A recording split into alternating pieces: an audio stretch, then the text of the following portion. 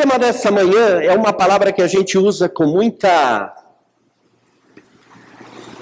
insistência no meio evangélico, mas é uma palavra que talvez a gente não entenda o real significado dessa palavra. Ela, no original, se chama metanoia. Um nome bonitinho, mas que na maior das... E curiosamente que significa algo muito simples, muito prático até. O problema é, eu e você não sabemos usar a palavra metanoia. Para quem não sabe, metanoia significa, no nosso meio, arrependimento. Agora, o que é arrependimento para a maioria de nós?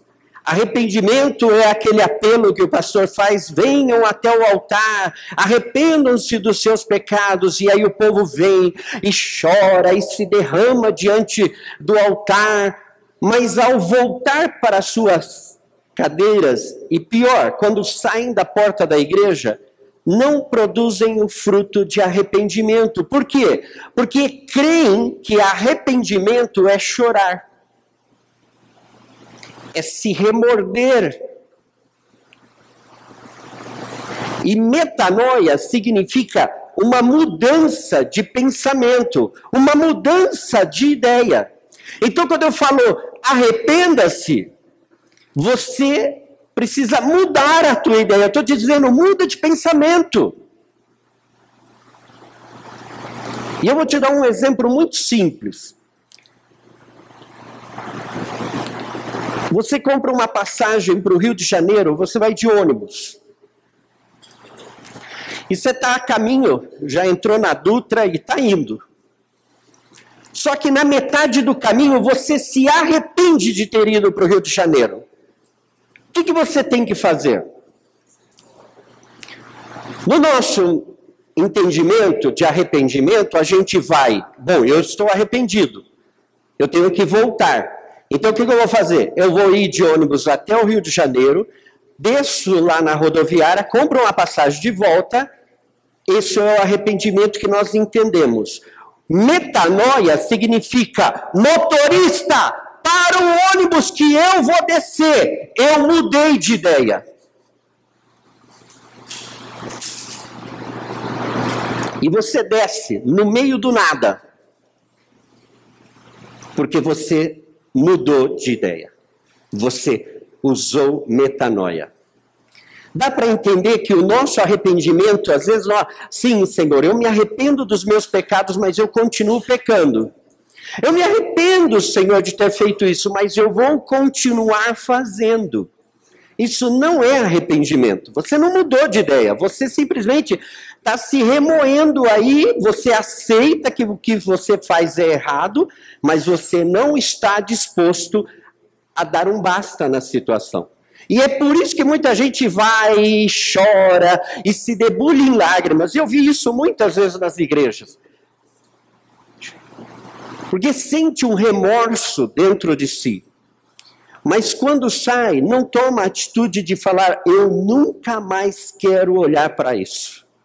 Eu nunca mais quero pensar nisso. Eu vou mudar de ideia. Olha o que diz a palavra em 2 Coríntios 7:10. A tristeza, segundo Deus, produz um arrependimento que leva à salvação e não remorso. Mas a tristeza, segundo o mundo, produz morte. A palavra também diz que quem nos convence de pecado, juízo e justiça é o Espírito Santo. A tristeza, quando ela vem de Deus, ela vai provocar em você um verdadeiro arrependimento e vai te levar para a salvação. Ela vai te livrar do mal que você está vivendo. O problema é que às vezes, na maioria das vezes, principalmente quando você tem aquelas pessoas que estão ao teu redor, olhando para você e falando dos teus erros e apontando para você e, você está indo para o inferno, hein? Cuidado, hein? Você está em desobediência, olha isso aí, é isso e aquilo. E a gente fica apontando o erro das pessoas. E quando você está nesse entorno de pessoas assim que toda hora estão te cobrando aquilo que você deveria fazer, isso gera em você remorso, uma tristeza que não vai produzir em você nada de bom. Aliás, ela vai te matar. Infelizmente, as igrejas estão cheias de pessoas mortas, porque nós não estamos buscando o verdadeiro arrependimento, a verdadeira mudança de ideia pelo Espírito de Deus, pela palavra de Deus. Nós estamos buscando simplesmente uma sensação boa em nós. É por isso que nós choramos, nós pedimos perdão tão rápido, mas nós não falamos com Deus que nós ainda não estamos dispostos a deixar aquilo que nos leva ao pecado. Então nós precisamos ter mais consciência do significado do que é um verdadeiro arrependimento. Simples, mudar de ideia, muda o teu pensamento. Para a igreja primitiva não era difícil isso, eles estavam indo para um caminho e arrependam-se, é o que é, mudem de ideia. Eles mudaram de ideia e seguiram por outro caminho, por isso foi fácil. Por isso que eles se entregavam de corpo e alma ao Senhor. Por quê? Porque eles não estavam simplesmente com remorso, mas eles tinham tido um verdadeiro arrependimento. Por que nos custa viver de acordo ao nosso arrependimento? Você não se arrependeu semana passada? Santa Ceia, não foi feita algumas orações? Você não se arrependeu? Mas então por que você voltou do mesmo jeito? Por que você continua tendo os mesmos pensamentos e as mesmas ideias? Você não decidiu mudar de pensamento? Semana passada, na Santa Ceia, nós não decidimos mudar de ideia? Então por que durante essa semana nós tomamos esses pensamentos de volta e estamos com ele hoje, uma semana depois? Entendemos que o verdadeiro arrependimento produz uma mudança de vida. Você já entendeu essa palavra para entender que você precisa mudar de vida se você diz que se arrependeu? Quando você fala para alguém, olha, eu me arrependi, as pessoas têm que olhar para você e ver que você mudou. Eu me arrependi de comer lasanha. Mas agora no almoço vou comer outra. Eu não me arrependi.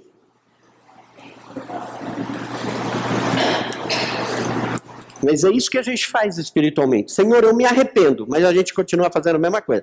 Me arrependo de não ter lido a Bíblia o ano passado. E você ainda não começou nem a ler esse ano. Me arrependo de não ter orado mais, mas até agora você não fez uma oração.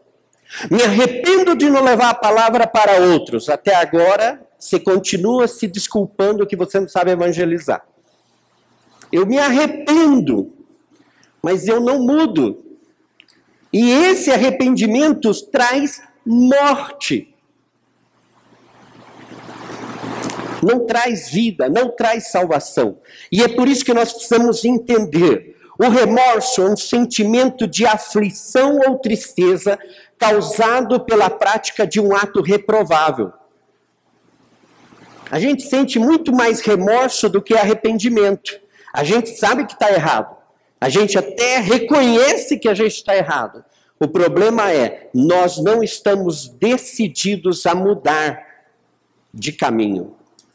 Nós não estamos decididos. A palavra diz que é para a gente amar a Deus sobre todas as coisas e ao nosso próximo como a nós mesmos. Qual deveria ser a decisão do nosso pensamento? A partir de hoje, ainda que o mundo inteiro se volte contra mim, eu decido amar todo mundo. E antes que alguém me ofenda, eu decido perdoar. Foi isso que Jesus fez. Antes mesmo que atirem a pedra, eu decido perdoar quem vai me ferir amanhã. Isso é fruto de arrependimento. Você mudou de caminho. Você ia por um caminho onde qualquer coisa era motivo de briga. Agora você mudou de caminho. E agora, não importa o que aconteça, você anda seguindo os passos de Jesus. E faz as mesmas coisas que Jesus fez. Independente se você nasceu no Brasil ou na Inglaterra, independente da tua cultura, dos teus costumes familiares, independente da tua religião, independente de tudo. Essa é a dádiva do Evangelho de Jesus Cristo, porque não é uma mensagem para um grupo religioso, é uma mensagem para a humanidade. Deus amou o mundo, não amou a igreja, Deus amou o mundo, e Jesus veio para o mundo. A gente aceita com muita facilidade o castigo de Deus. Como se Deus estivesse nos céus buscando falhas. Mas nós não aceitamos o amor de Deus com muita facilidade. Acabamos de cantar que amor é esse. Sabe, uma das coisas que a igreja mais tem falhado é não saber o quanto Deus a ama. E por não saber o quanto Deus nos ama, é por isso que nós não sabemos compartilhar o amor de Deus com aqueles que estão lá fora perdidos. E a gente fica nesse grupo social de saber aqueles lá, os mundanos e eu, o celestial. Quando Deus ama a todos por igual.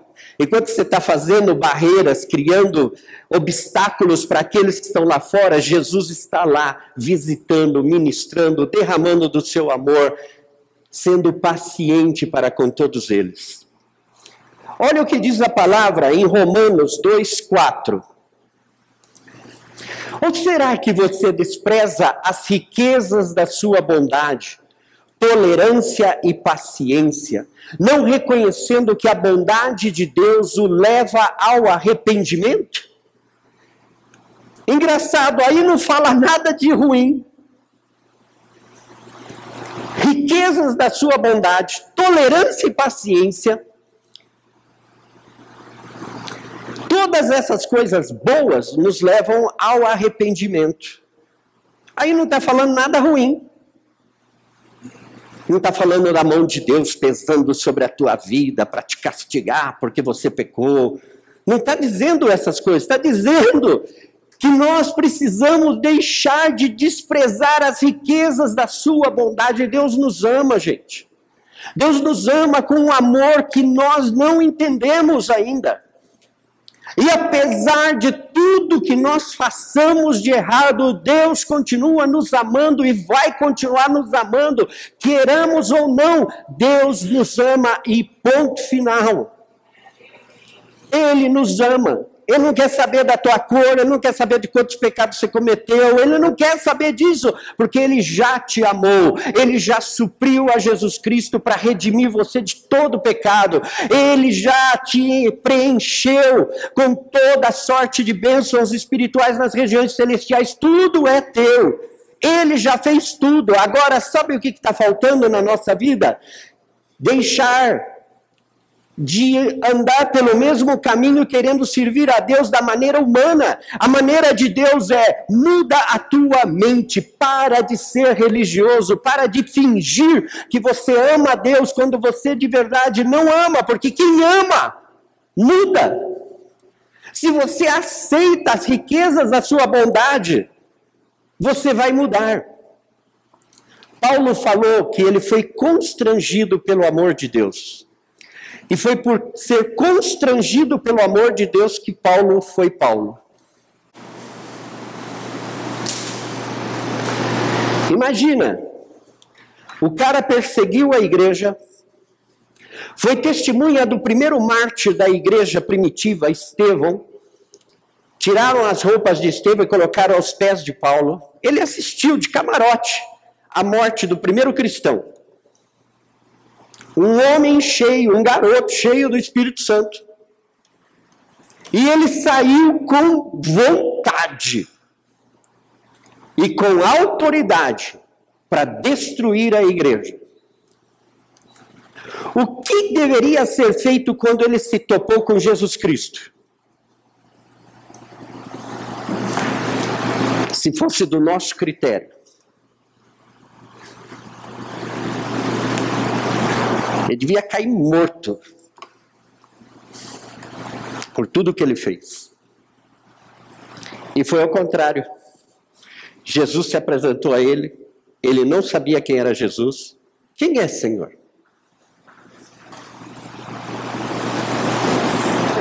E Jesus se revelou a Paulo. Não o condenou, mas o amou. E derramou tanto amor sobre sua vida, que Paulo não teve mais nada do que dizer: bom, Senhor, não tem jeito, eu preciso seguir os teus passos. E se eu perseguir, agora eu vou ser perseguido, porque eu vou pregar mais do que todo mundo.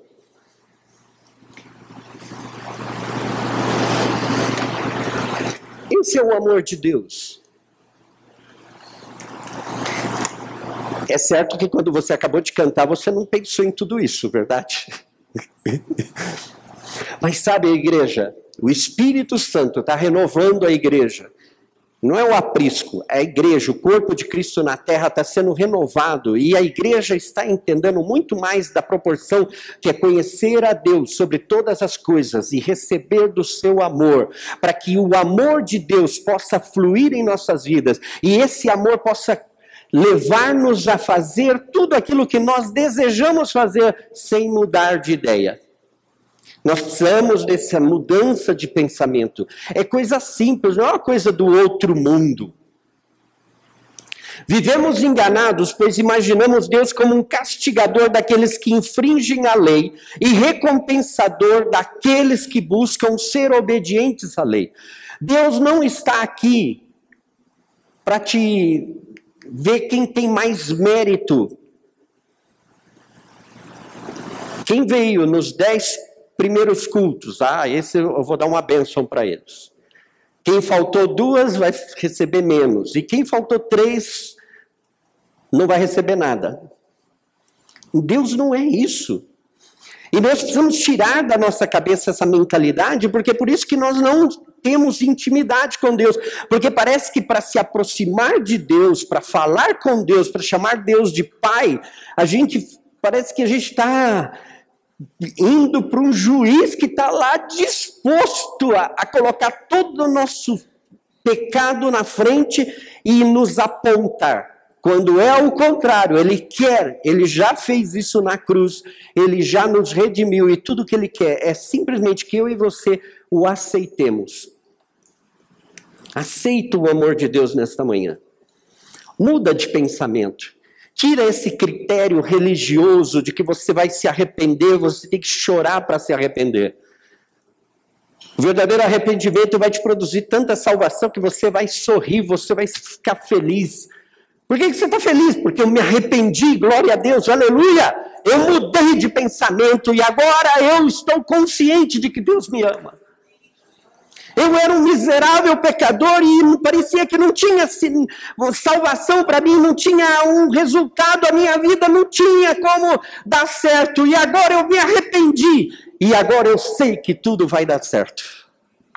Porque é Ele que está fazendo todas as coisas.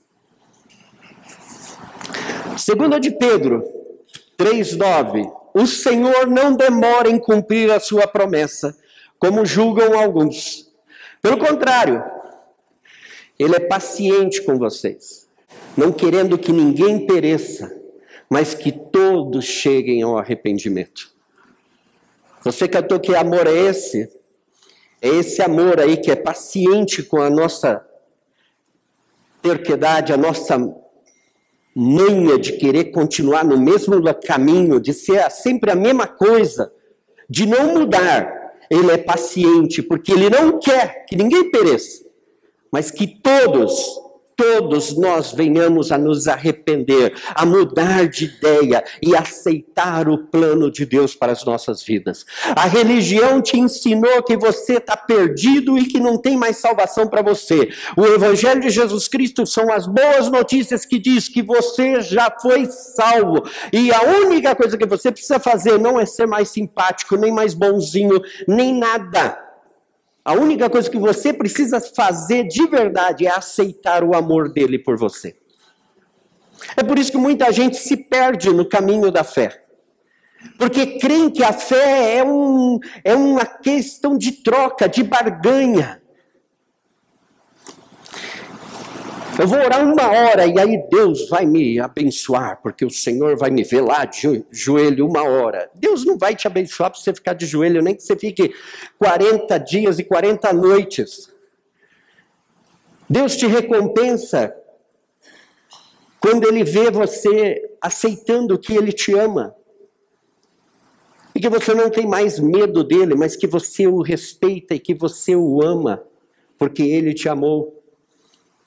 Deus começa a te abençoar quando você conhece o verdadeiro caminho da salvação. Quando Ele vê que você está disposto a mudar de ideia, mudar de planos por amor a Ele.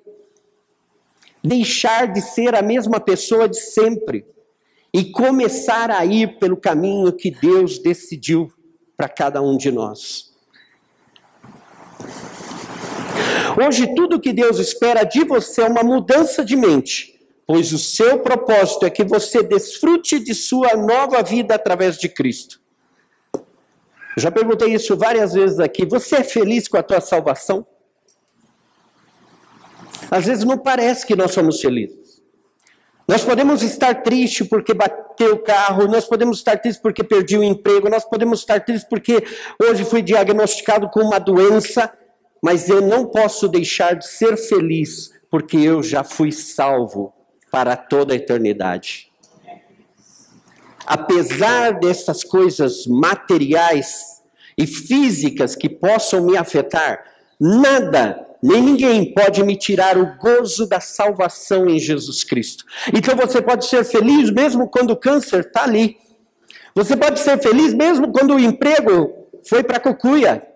Você pode ser feliz quando todo mundo te despreza. Você pode ser feliz quando a tua vida não está dando certo em nada. Mas você tem a plena certeza de que você foi comprado e redimido pelo sangue de Jesus. E você sabe para onde você vai.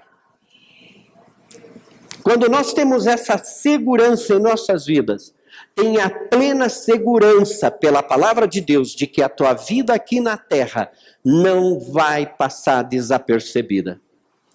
Você não vai ser um mendigo no espírito. Você vai ser uma pessoa abençoada e vai abençoar a muitas outras vidas. Você jamais vai padecer necessidades. Porque o Senhor vai estar cuidando de você, de cada detalhe. O problema é que a gente pensa nas nossas necessidades, não nas necessidades do reino de Deus. Quando Deus nos abençoa, Ele nos abençoa para que sejamos abençoadores. Por isso, quando Deus preenche um cheque muito legal para você, saiba de que Ele tem um propósito de usar você para preencher cheques para muitos outros. Que quando Deus te dá uma bênção, essa bênção é para ser repartida. Esse é o propósito. As pessoas que vivem assim nunca, jamais terão falta de nada.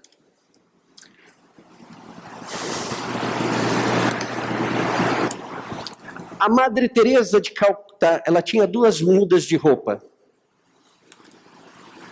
Mais de 4.000 voluntários nos centros de assistência dela. Nunca faltou nada. Heidi Baker está em Moçambique, é a Madre Teresa dos evangélicos.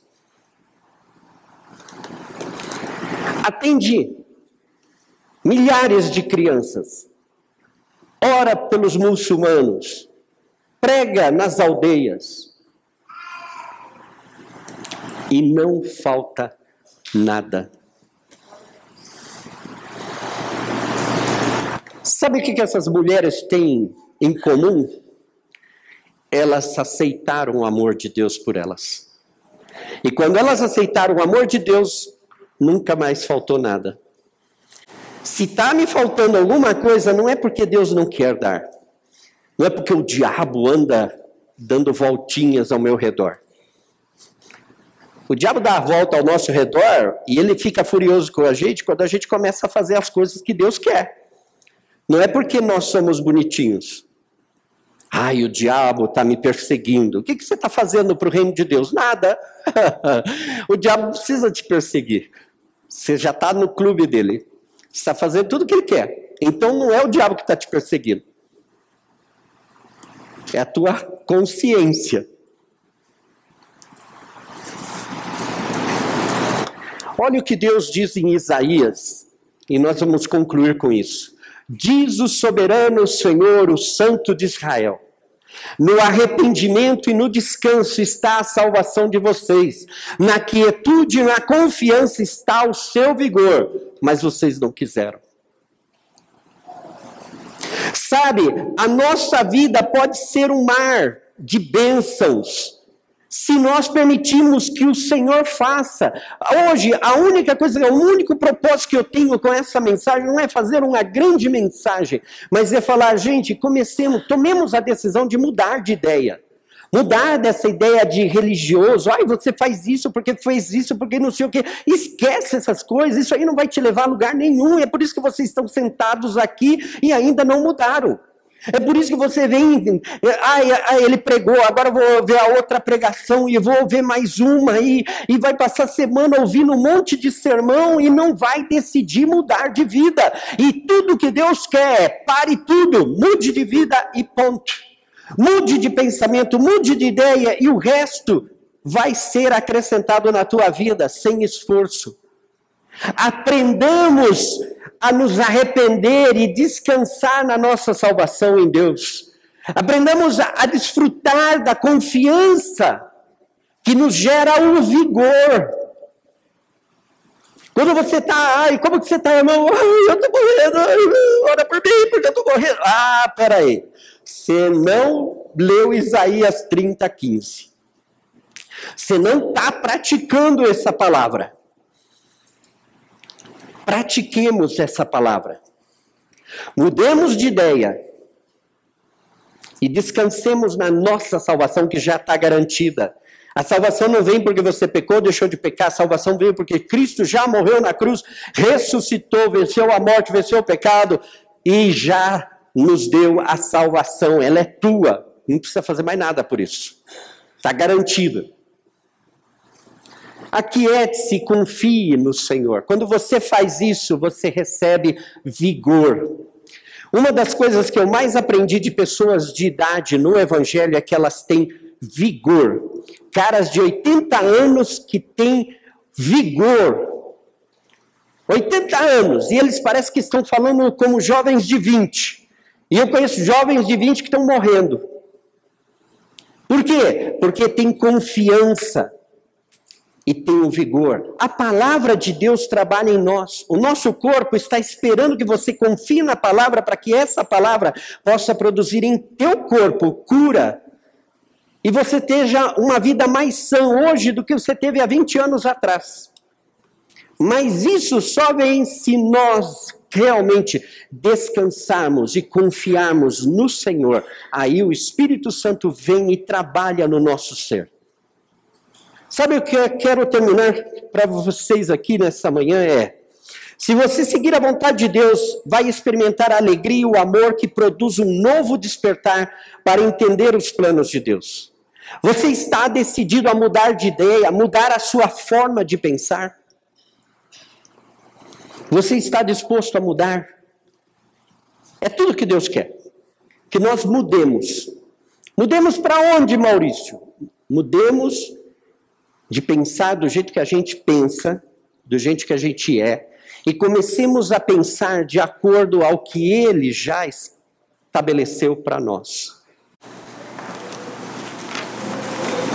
Quando o diabo me acusa de pecados, uma das coisas que eu mais uso é: Satanás, você tem razão, Eu sou um miserável pecador, mas a dádiva é que eu já fui redimido pelo poder do sangue de Jesus e você não tem mais autoridade sobre a minha vida.